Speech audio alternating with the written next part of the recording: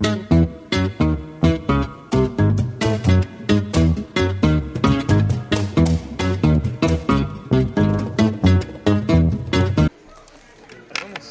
Cuando quieras.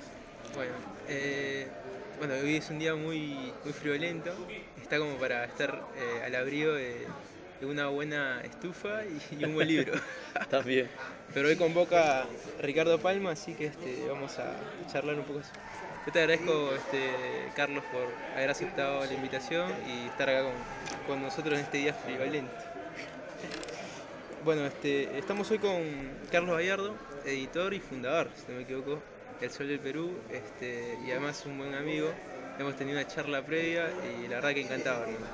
El gusto es mío, gracias más bien por invitarme a participar de este ciclo, ¿no?, de conversatorios grabados que tienen que ver un poco con la historia nuestra, con la historia del Perú, y además uno también trata de hurgar en la historia para conocer nuestro pasado, ¿no? Y conociendo nuestro pasado quizás tenemos mejores opciones para ver nuestro presente y proyectarnos hacia un futuro mejor, ¿no? Ese quizás debe ser el rol de alguien que se compromete o hurga en la historia, ¿no? Porque la historia generalmente se cuenta como hechos históricos, ¿no?, que pasaron como acontecimientos, pero esos hechos y esos acontecimientos tienen un porqué, y eso creo que debería ser el rol principal de un historiador, traerlos a la actualidad para mejorar lo que pasó en el pasado y proyectarnos a un futuro mejor.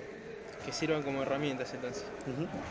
Bueno, hablar de Ricardo Palma tiene que ver, y creo que se puede sintetizar en una frase muy corta y muy conocida, ¿no? En el Perú, el que no tiene de Inga tiene de Mandinga, decía Ricardo Palma. Así es. Haciendo alusión un poco a que el que no tiene sangre de indio, tiene sangre de negro. Sí, yo creo que desde ese punto de vista, Ricardo Palma tiende a unificarnos como peruanos, ¿no? Algo que quizás todavía hay una deuda pendiente ahí entre nosotros mismos, entre el Estado, entre nuestros políticos, en una sociedad peruana tan clasista, ¿no? Porque esa frase sintetiza en definitiva lo que somos, ¿no? Somos una mezcla entre ese pasado milenario, aborigen, indígena, andino, ¿no? Y al final también la mezcla de los españoles y el aporte africano, pues, ¿no? Es eso, en realidad, para mí, yo creo que eso sintetiza Ricardo Palma, ¿no? El que no tiene de Inga tiene de Mandinga. Además, él era eso también, ¿no? Porque Claro. recordemos que su padre era del norte del Perú y más bien del norte andino, era de Cajamarca, Uh-huh. y su madre era cañetana, ¿no? Entonces, del sur de Lima. Claro. Entonces, Un se puede mestizaje. decir que, claro, era un hombre netamente peruano que viene del mestizaje andino, con la afluencia negra del Perú. Claro, y ese mestizaje también se refleja un poco en la comida, si quieres. En la comida, un poco en la música criolla, que en unos pasados videos justamente analizamos con otros invitados. Bueno, entrando un poco a lo biográfico, Ricardo Palma nace en 1833. El consenso general es que nació en Miraflores. Se sabe que él fue un consumidor bastante generoso, digamos, de la literatura romántica, ¿no?, francesa y española. En ese entonces, en Lima, estaba muy influenciada, ¿no?, Claro. por la literatura romántica española y francesa principalmente, ¿no? Recordemos que en esa época todavía había mucha influencia de lo que es el virreinato del Perú, Claro. y todos aquellos jóvenes que gustaban por la intelectualidad, por la literatura, necesariamente se vieron influenciados bajo esta corriente literaria, ¿no? Claro. Pero el mérito de Palma radica en que quizás él crea su propia concepción o corriente literaria, ¿no? A través de lo que nosotros conocemos como las tradiciones, que son Claro. las tradiciones peruanas, que es quizás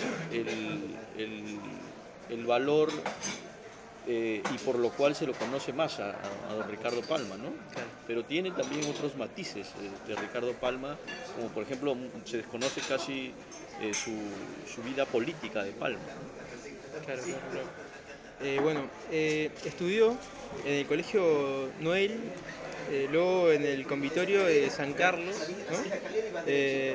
Y se presume que vivía en la calle Junín, que se encuentra actualmente en el Cercado de Lima, ¿no? Dice que andaba siempre cambiando de casona por el Cercado. Recordemos que Ricardo Palma nació en Lima y vivió en Miraflores, pero Miraflores en ese entonces no era lo que hoy es Miraflores, ¿no? Entonces Ricardo Palma, nace en una cuna humilde, ¿no? Digamos, sus padres no son potestados y Miraflores en esa época eran más bien parcelas, chacras, no era lo que hoy conocemos como Miraflores. Entonces, el contexto es totalmente distinto, ¿no?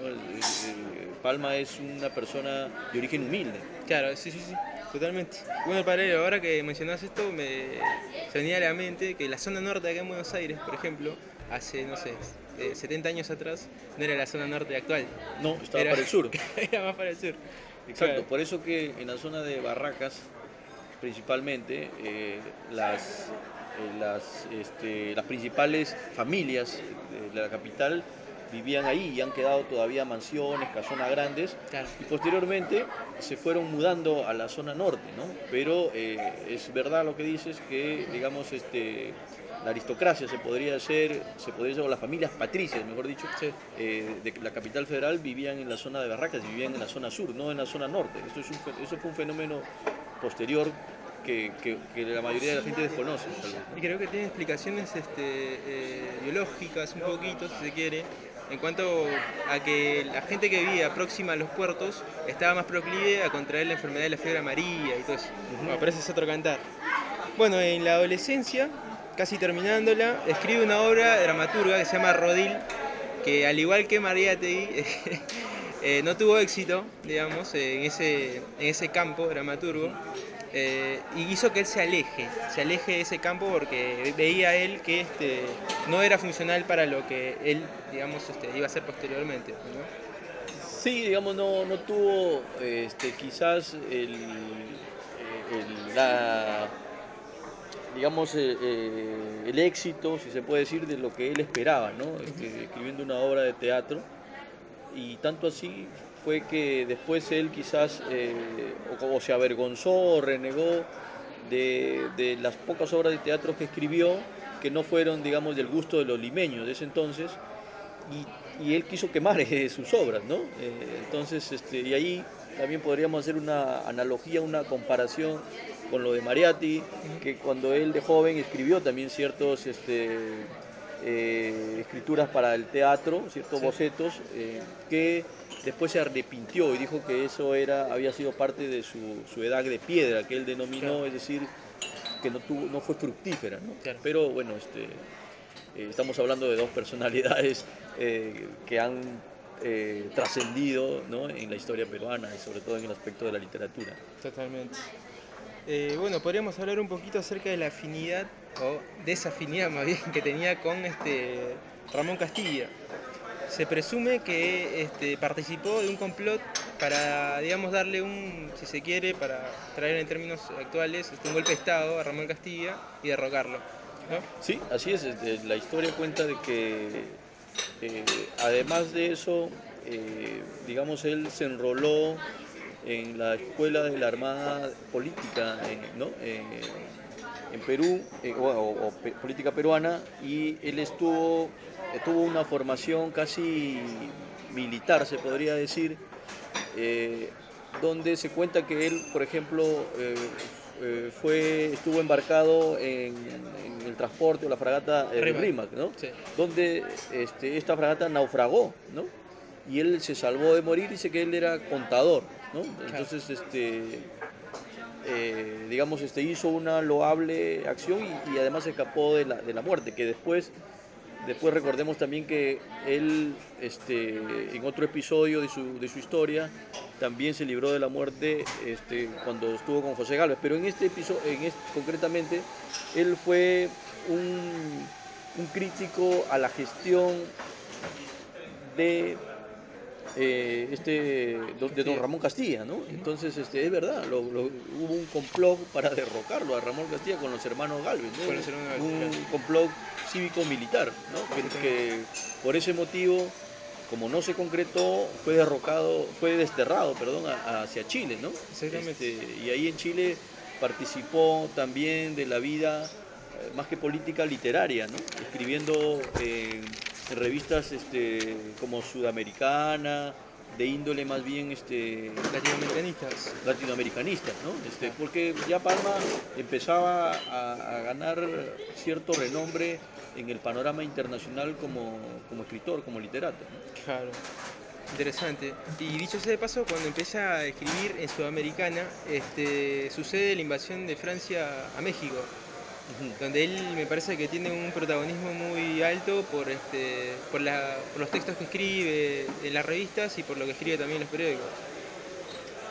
Sí, recordemos que Palma es un personaje que a lo largo de su vida se involucró con el acontecer de su tiempo, ¿no?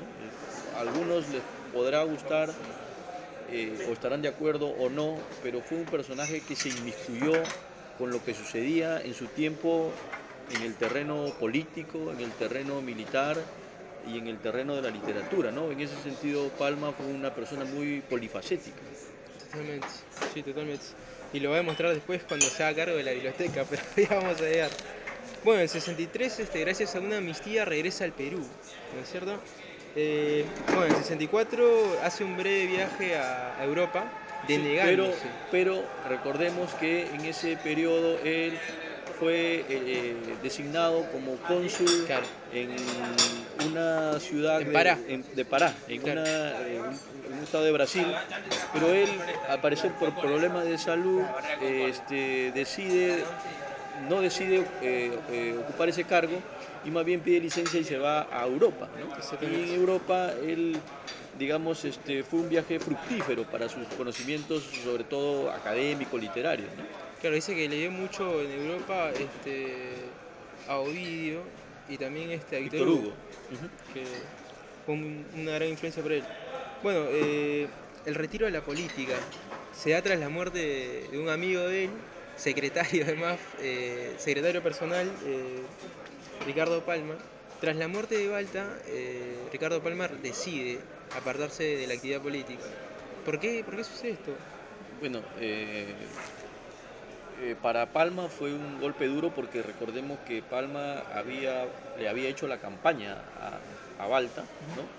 Para las presidenciales, y él ya hemos dado cuenta de su participación en la vida política y también, digamos, en sublevarse y en tomar las armas, ¿no? Era un tipo que de armas tomar, Ricardo Palma, ¿no? Porque lo conocemos como el viejito bonachón. Como el viejito bonachón con sus anteojos redondos y todo demás, pero no era tan precisamente eso, ¿no? Sino era un tipo de armas tomar y lo demostró a lo largo de su vida. Claro. Bueno, y en realidad cuando asesinan a José Balta, presidente del que él era su secretario personal, fue un golpe muy duro para él, ¿no? Tanto así que allí decide ya retirarse de la política para bien, digamos, de la literatura, porque empieza a reescribir o a seguir escribiendo lo que conocemos como las tradiciones peruanas, ¿no? Entonces, eso, si bien es cierto, para él fue un golpe durísimo, ¿no? Que verdaderamente lo marcó y también marca otro periodo de su vida, porque dijo, hasta aquí llegué con la política, claro. Hasta aquí llegué con la política, ahora me dedico a otra cosa, ¿no? En buena hora, enhorabuena. Claro. Bueno, hablemos un poco ahora acerca de la participación que él tuvo en la guerra con Chile. Cuando estalla la guerra, hay todos estos problemas marítimos, ¿no? Por donde empieza, y llegan los chilenos a Miraflores. Toman Miraflores, dicho sea de paso, Palma vivía en Miraflores. Queman la casa, dentro de todo lo que quemaron, queman la casa de Palma, Sus libros. queman la biblioteca, que debe haber sido lo peor que les pudo haber sucedido a él, a un tipo que se dedicaba a esto, pues no, a leer y a escribir. Participa él también de una forma activa. Por supuesto, él se enroló, digamos, en el ejército peruano en defensa del Perú y estuvo ahí en la defensa de Lima, ¿no? Entonces, probablemente no murió, gracias a Dios, ¿no? Pero sí, es cierto, ¿no? Él se enroló en la milicia para defender a la patria, ¿no? Entonces, como lo hacía en ese entonces la mayoría de jóvenes, ¿no? Y de intelectuales, académicos, en ese sentido eran corajudos, digamos, ¿no? Se enfrentó y después él, evidentemente, en esa guerra, donde bien haces mención, los chilenos pues, Se excedieron. se excedieron en todo sentido y le quemaron su casa, pues, ¿no? Con toda su biblioteca, ¿no? Fue un golpe durísimo para él. A ver. No. Ahí vamos a continuar. Dale. Bueno, Jorge Basadre cuenta en su libro Historia de la República del Perú que él estaba escribiendo unos textos acerca de la memoria de Balta y que en ese momento del incendio a su casa perdió ese material. Ah, sí, eso es lo que, digamos, cuentan dentro de lo que fue, digamos, el incendio de su biblioteca, Claro. que él tenía unos cuentos, unos libros que estaba desarrollando y dentro de ello eran las memorias de José Balta, del presidente José Balta, ¿no? Él como su secretario personal. Y un texto más que no tenía todavía título, que se quedó en el olvido. Después ocurre un hecho que me parece ahí hay una correlación también con Mariátegui, ¿no? Porque a Mariátegui también un argentino, ¿no? Intelectual de la época le ofrece venir a Buenos Aires a construir una nueva vida de cero, pues, ¿no? Y a Palma también le ofrece, no sé si un amigo. En realidad, sí, son dos hechos, digamos, coincidentes. A Ricardo Palma le ofrecieron trabajar como redactor principal en el diario La Prensa, de aquí de Buenos Aires, ¿no? Que en ese entonces el diario La Prensa, vamos a contextualizarlo, era como Clarín o La Nación en estos tiempos, ¿no? Claro. Entonces tenía un enorme poder de influencia en la sociedad, era un diario, digamos, de renombre, ¿no? Claro. Y a él le ofrecieron la parte cultural para que, digamos, desarrolle, estar al frente del suplemento cultural, vamos a decir, del diario La Prensa, ¿no? Pero, por suerte, no pudo o no vino para Buenos Aires porque Iglesias, el presidente del Perú en ese entonces, le pide para que se haga cargo de la Biblioteca Nacional del Perú, que fue pues devastada también por los chilenos, ¿no? Entonces ahí empieza otra etapa por la cual don Ricardo Palma se haría también muy conocido y muy célebre, ¿no? Que es teniendo pues el apelativo del bibliotecario mendigo, ¿no? Haciendo referencia un poquito a las influencias que él tenía fuera de Sudamérica, bien tú lo decías, lo acuñabas hace un rato, de que él ya era un intelectual, ¿no? Claro. Un escritor de renombre y que había cosechado algunas amistades a las cuales no dudó ni un segundo en pedirle que le regalaran libros para surtir o llenar la Biblioteca Nacional. Exacto. Eso es una labor encomiable, digamos, de Palma, de recopilar libros, ¿no? De todos lados. Ya como bien dijimos, Palma pues ya había trascendido la frontera del Perú, tenía un nombre ganado en el sitial de la literatura latinoamericana y entonces hizo uso, ¿no? de ese reconocimiento que él tenía para proveer a la Biblioteca Nacional de libros, ¿no? Y así fue, pues lo inauguró un 28 de julio, donde pues la Biblioteca Nacional del Perú otra vez volvió a tener estanterías llenas, ¿no? Y gran trabajo, se dice que quedó bien, pese a las críticas del adversario posteriormente. González Prada sobre todo lo critica bastante, no le perdonó una No le perdonó a Ricardo una. Palma. Claro. Dice González Prada que porque da digamos era otro pues personaje ya que tenía fama y renombre, ¿no? González Prada, que quizás fue más político que literato, pero cuando después hace un viaje Ricardo Palma a Europa, entonces asume la dirección de la Biblioteca Nacional González Prada, ¿no? Claro. Entonces González Prada hace un recuento pues, de lo que había hecho pues, el bibliotecario mendigo, y lo que no le perdona a uno, le da palo. Por tanto, así que dice que en su informe, dice que pues don Ricardo Palma hacía, dice, escritos en los libros, ¿no? Hacía apuntes en los libros que le habían regalado, pero que le pertenecían a la Biblioteca Nacional, o sea, no eran libros particular de él, pues no eran sus libros, no eran libros de la Biblioteca Nacional, ¿no? Entonces dice, no puede ser, porque que haga este tipo de menciones, de rayados, de apuntes en los libros como si le pertenecieran los libros a él. También que los libros, digamos, hayan venido gracias a él, pero le pertenecen a la Biblioteca Nacional del Perú, claro. no a Palma. Bueno, eso, entre otras cosas, bueno, pues era el tema de don Manuel González Prada, que eran antagónicos, verdaderamente en todo sentido, ¿no? Claro. Me parece a mí algo más bien reconocible en todo caso, porque tener una nota al pie de Ricardo Palma en un libro debe ser magnífico. Sí, digamos, uno lo puede ver por ese lado, ¿no? Pero al decir de González Prada, estos libros no le pertenecen. Claro. Eso puede hacer uno con los libros de uno, pero no los libros que son, digamos, del Perú, ¿no? Claro. Porque le pertenecen a la Biblioteca Nacional del Perú. Esa es, digamos, la crítica. Hacía travesuras. Bueno, esta tarea de bibliotecario mendigo la desarrolla desde el 1884 hasta 1912, ¿verdad? A partir de ahí se aleja de las tareas bibliotecarias para acobijarse dentro del distrito megaflorino, ¿no? Que ya me parece en esa época sí ya empieza a hacer lo que hoy es tener esa fisonomía que hoy tiene. Ese traje urbano más moderno, ¿no? Y bueno, para llegar hasta el 6 de octubre de 1919, donde lastimosamente se apaga la luz de vida de Ricardo Palma. Lo que tú dices, cuando Palma se retira a su casa de Miraflores, quizás empieza a desarrollar lo que conocemos como las tradiciones peruanas, ¿no? El mayor aporte literario que le ha dado al Perú y que tiene que ver con una mezcla y con una influencia del romanticismo español, francés, del que veníamos hablando, con parte de la historia, ¿no? Con también ese tono satírico, burlesco y en un lenguaje de habla popular que son las tradiciones peruanas, ¿no? Que crea Palma un género literario nuevo, auténtico, se podría decir, como es el lenguaje de las tradiciones, que también tiene que ver, digamos, con lo que es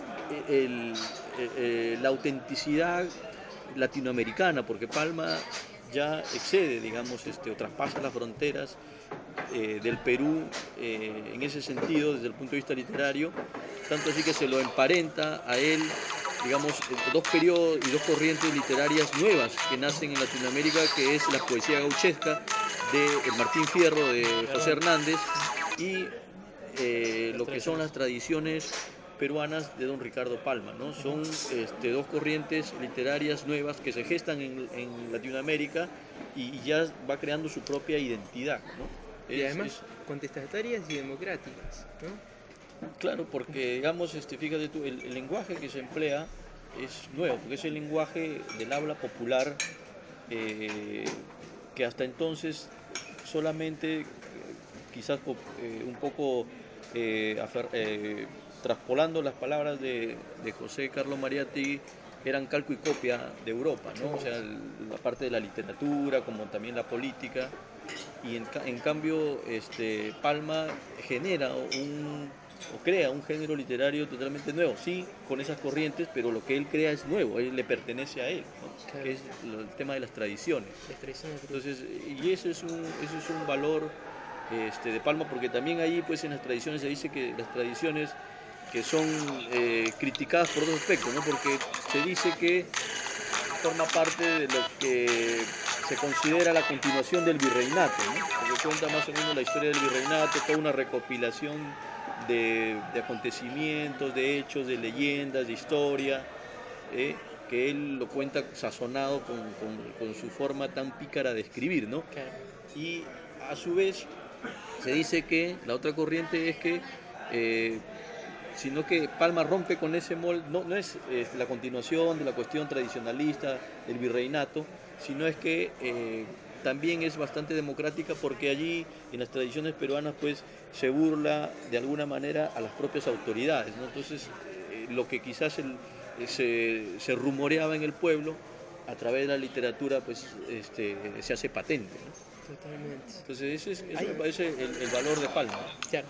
A mí me parece muy interesante también, no sé si podemos hablar un poquito acerca de las tradiciones en salsa verde, que son, me parece, el capítulo que Palma no quería que salgan a la palestra, pero que hijos de él, digamos, a posteriori, después de la muerte, publican, ¿no? Que son esta especie de tradiciones más criollas, si se quiere, en las que él, pues no vamos a repetir lo que está escrito ahí, pero son, digamos, groserías que se hablaban en el momento, ¿no? Que, digamos, el sector popular mestizo, criollo, utilizaba a diario y que han quedado registrados en estas obras llamadas Así es, tradiciones él en salsa no verde.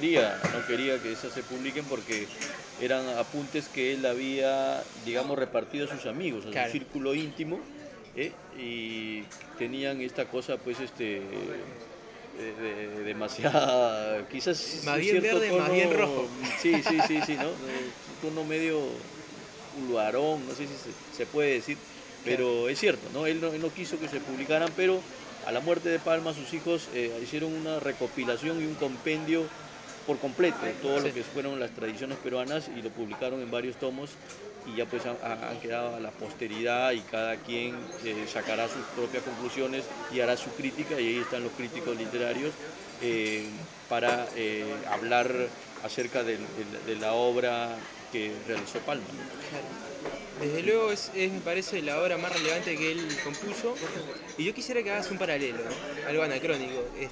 Quizás me gustaría que expliques de qué manera se podría utilizar hoy en día Palma, ¿no? De cara a lo que fue. ¿De qué manera podríamos rescatar a Palma en la actualidad? Yo creo que Palma, si bien es cierto, fue un recopilador de su época, ¿no?